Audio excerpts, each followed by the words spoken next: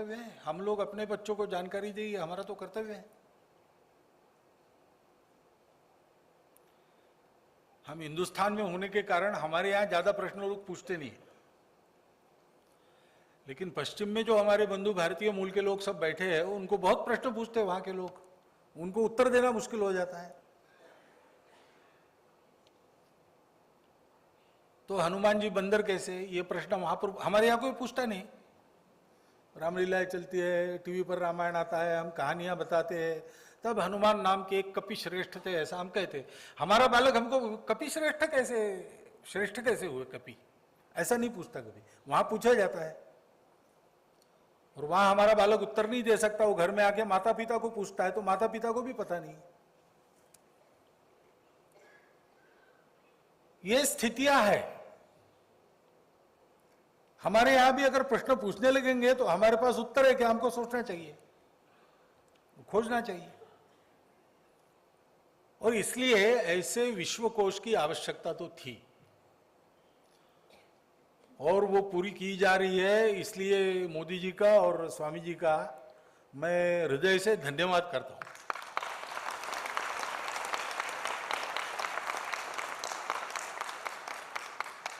बहुत परिश्रम पूर्वक काम किया है। अब ये बात बिल्कुल ठीक ही है कि ज्ञान का कोई अंत नहीं होता और मनुष्य के जानकारी के अनुसार और उस ज्ञान के तरफ देखने का दृष्टिकोण भी बदलते रहता है। इसलिए ऐसे सब जानकारी का पुनरीक्षण, रिवीजन, ये बार बार होना चाहिए, होते रहना चाहिए, वो होगा। अगर नहीं हुआ तो समय कभी कभी बाध्य कर देता है उसको रिवाइज करने के लिए, ऐसा भी होगा। परंतु रिवाइज करने के लिए मूल जानकारी तो पास में रहे, क्या रिवाइज करना है ये तो पता चले, क्या नहीं रिवाइज करना ये भी पता होता है उससे, क्या छोड़ना क्या नहीं छोड़ना ये जानना है, तो क्या है इसका ज्ञान पहले चाहिए। वो ज्ञान उपलब्ध हो रहा है। विश्वकोश तैयार करने वाली सारी मंडली ने बहुत परिश्रम पूर्वक वर्षानुवर्ष खटते हुए खपते हुए हमारे हाथ में विश्वकोश दिया है। प्रश्न आगे है कि हम इसका क्या करेंगे। ये विश्वकोश केवल ग्रंथालयों की शोभा बनकर रह जाएंगे, केवल विद्वानों के ग्रंथ लिखने के लिए संदर्भ मात्र रह जाएंगे, कि इससे कुछ जानकारी लेकर हम उचित शब्दों में अपनी नई पीढ़ी के पास उसके पहुंचाएंगे। और केवल जानकारी पहुंचाने का काम करने से नहीं होगा, उस जानकारी के अनुसार अपने जीवन को आज के संदर्भ में ढालना पड़ेगा।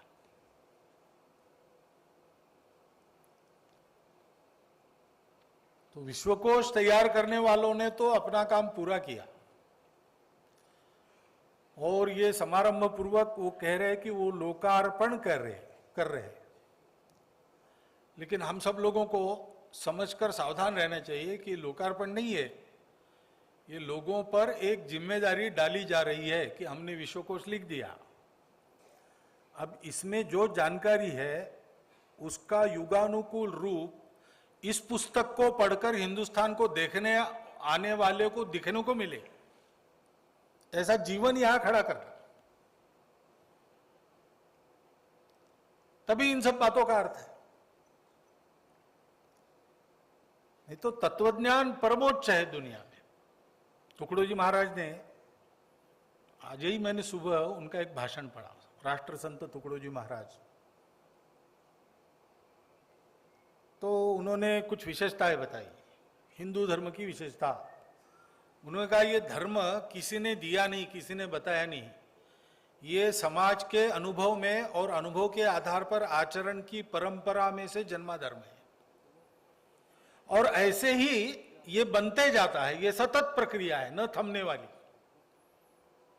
और इसलिए इसको कहते हैं ये अपौरुषेय है। हिंदू धर्म के उद्गाता ऐसा किसी को नहीं कह सकते, एक व्यक्ति को नहीं कह सकते। समय समय पर अनेक लोगों ने इसको बनाने में सहयोग किया है, समय के अनुसार इसको ढालने में सहयोग किया है, और भविष्य में ये चलता रहेगा, क्योंकि इसकी आगे की दूसरी विशेषता है कि इसमें कोई एक ग्रंथ, पोथी, प्रमाण ऐसा नहीं है।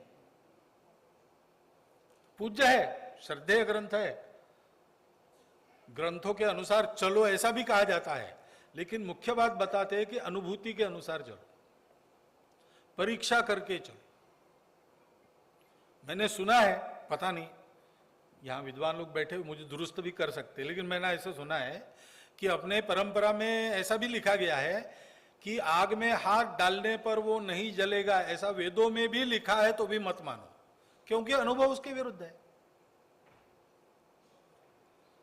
अनुभव लो, अनुभूति के अनुसार चलो, और अनुभूति को भी परिष्कृत करने की प्रक्रिया सतत चलाओ,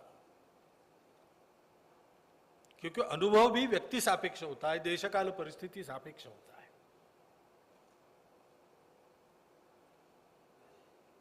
इसके अनुसार और चलना चाहिए, ऐसा हिंदू धर्म का निर्देश है। और ये हिंदू शब्द पहले था ही नहीं, ये परंपरा थी, ये धर्म था, लेकिन इसके पीछे हिंदू नहीं लगा था। तब इसको क्या कहते थे? तब इसको मानव धर्म कहते थे। मानव धर्म शास्त्र लिखे गए, क्योंकि ये सबके लिए है। ये इतिहास का एक संयोग है कि इसका उद्गम, उत्कर्ष, विकास, संगोपन, संवर्धन हिंदुस्तान में हुआ।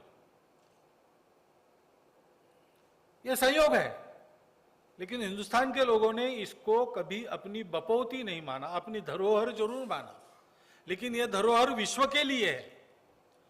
एतद् देश प्रसूतस्य सकाशात् अग्रजन्मनात् स्वं स्वं चरित्रम शिक्षेरन् पृथिव्याम सर्वमानव। और आज घड़ी है कि दुनिया इसको चाहती है।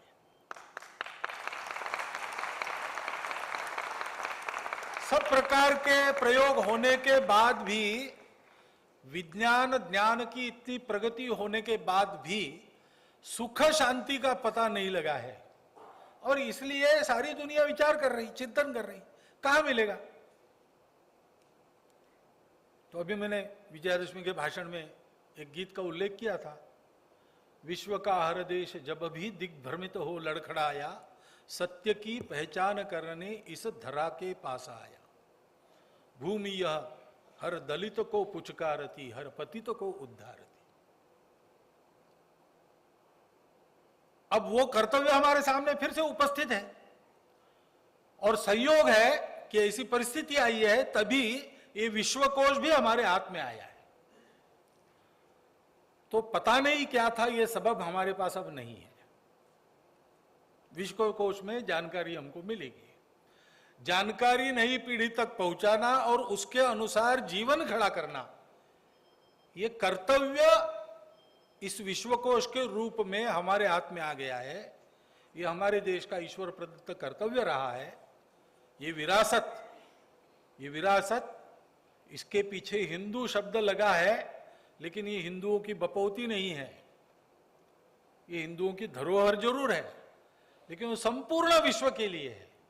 और इसलिए आनो भद्रा कर्तव्यो यंतु विश्वतः, सारे विश्व से आने वाले उदात्त विचारों के परिशीलन से और युगानुकूल जीवन की सुसंगत रचना, इस हमारी जमीन के शाश्वत मूल्यों के आधार पर, जो मूल्य सारी दुनिया का उपकार करने वाले हैं, जिसके मूल्य में सत्य है, जिसके मूल्य में प्रेम है, जिसके मूल्य में अहिंसा है, जिसके मूल्य में मानव मात्र की सच्ची स्वतंत्रता है, एक एक व्यक्ति की स्वतंत्रता है। कोई किसी का गुलाम नहीं रहेगा, लेकिन गुलाम न होते हुए भी, मजबूर न होते हुए भी कोई स्वैराचारी नहीं बनेगा। सब एक दूसरे का ध्यान रखकर चलेंगे। इस प्रकार का जीवन सिखाने वाली ये जो पद्धति है, इस पद्धति को अपनी जीवन पद्धति के नाते फिर से दुनिया के सामने लाकर खड़ा करना, ये काम करने का संकल्प लेकर हम इस विश्वकोश के पहले पन्ने को खोले और आखिरी पन्ने तक की जानकारी आत्मसात करके उसको आगे की पीढ़ी तक पहुंचाए, इतना एक आह्वान मैं आपको करता हूं। और अधिकार न होते हुए भी इस गहन विषय पर बोलने के लिए मुझे आमंत्रित किया, और अपने परिचय में इतना बल बढ़ाया, इसलिए स्वामी जी के प्रति और आप सबके प्रति कृतज्ञता अर्पण करते हुए मेरे 4 शब्द समाप्त।